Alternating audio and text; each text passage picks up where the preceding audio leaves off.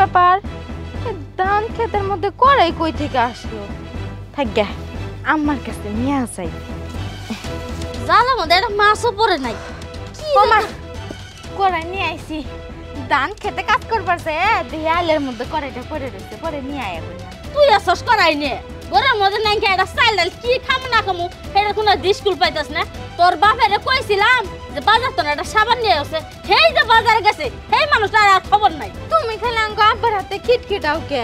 আর তাছাড়া একদিন সাবান করে গোসল দিলে কি এমন ক্ষতি হয়ে যাবো গা? সাবান কইতে গেল? তোর বাবার সঙ্গে দেখা হয়েছিল? না না, আব্বার সঙ্গে তো দেখা নাই, কিন্তু সাবানটা কই থেকে আসলো মা? বুঝতো মা, আমার তো মনে হইতেছে এটা জাদুর কড়াই, কারণ এই সাবান এই কড়াইয়ের মধ্যে কেমনে উঠবো করছে। ওরমি তো মনে হইতেছে। শুন দিতি যদি জাদুর করাই আঙ্গুর ঘর তো চাল নাই, চাল চাই দেখুন দেয় নাকি। আচ্ছা ঠিক আছে, আমি এখন চাইতেছি।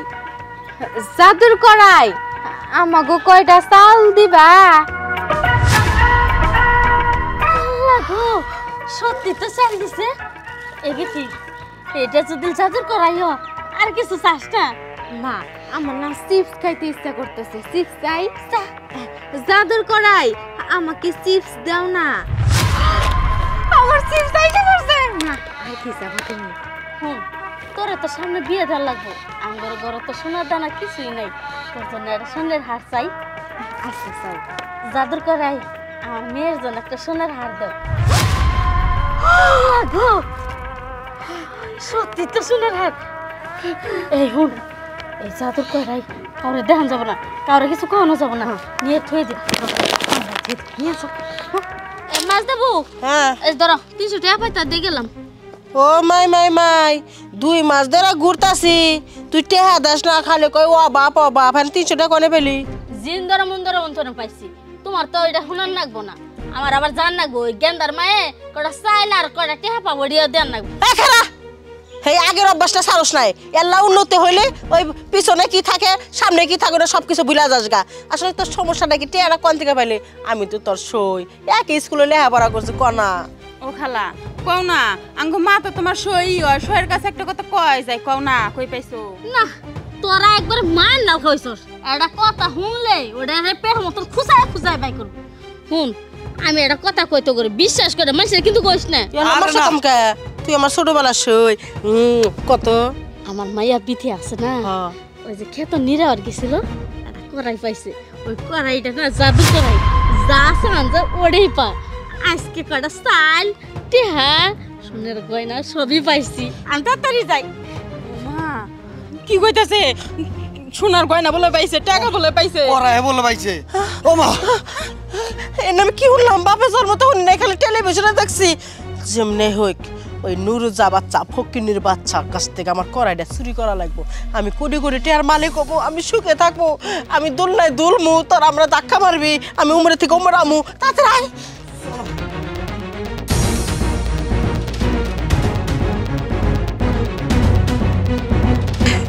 নুরুজা ফকিনির বাচ্চা, হ্যাঁ কেমনে করে আমারে টস টস করে কইয়া দিল।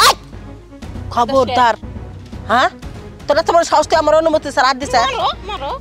সোনা, তুমি আমার 5 কেজি সোনা দাও, আমার মেয়ারে বিয়ে শাদী দিমু। আর মনে করো যে আমার ছেলেরে 10টা গাড়ি দাও, গাড়ির ব্যবসা করে যেন বড় লোক হইতে পারে। আর আমার এই বয়সে মনে করো সোনার একটা খাট দিবা, সোনার একটা প্লেট দিবা, সোনার একটা গ্লাস দিবা, আমি ওই না খামু আর ঘুম পারবো সোনার কাঠে। আমি যেটি যেটি চাইছি ওড়ি ওড়ি দিয়ে আমার মনের আশাটা তুমি পূর্ণ করে দাও।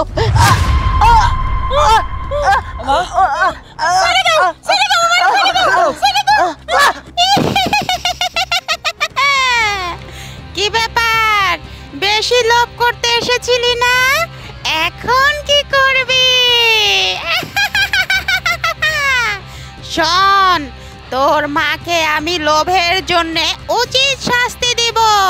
তোর মা নুলা হয়ে যাবে সারা জীবনের জন্য, কখনো চলে ফিরে খেতে পারবে না। আমা না না পড়ি, এরকম করো না, আমার ছেড়ে দাও। আমা ভালো হয়েছে, মা সারা জীবন খালি দেখতেছি লোভী করে লোভী করে, ছোট থেকে বড় হইছি মানুষের বাড়ি যা কুটনিগিরি করে মানুষের জিনিস কাইরা আনে মা এরকম করাটা ঠিক আছে না এখন তোমার লোভের জন্য দেখছো কি হইলো কথা আছে না লোভে পাপ পাপে মৃত্যু এ ভাই মারে নিয়ে চল চল হাজার হইলো তো আম্মা ও মা